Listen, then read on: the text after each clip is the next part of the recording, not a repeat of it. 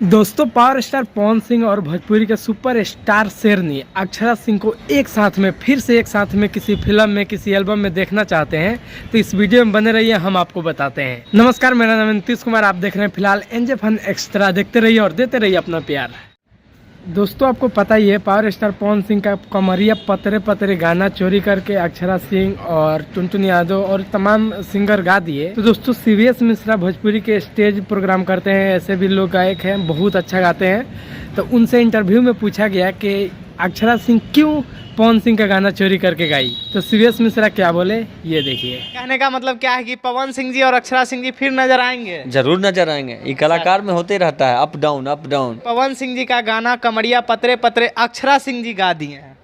हो सकता है कहीं उनको प्यार होने लगा होगा उनसे, इसलिए कहीं गा दिए होंगे। जो पुराना बॉयफ्रेंड होता है ना, हाँ, वो कभी जन्म में भूला नहीं जा सकता। और पहला बॉयफ्रेंड और पहली गर्लफ्रेंड जिंदगी में हमेशा याद आती है या याद आता है। दोस्तों, सीवीएस मिश्रा का कहना है कि पावर स्टार पवन सिंह से फिर से प्यार होने लगा है शायद अक्षरा सिंह को, इसलिए गाई है।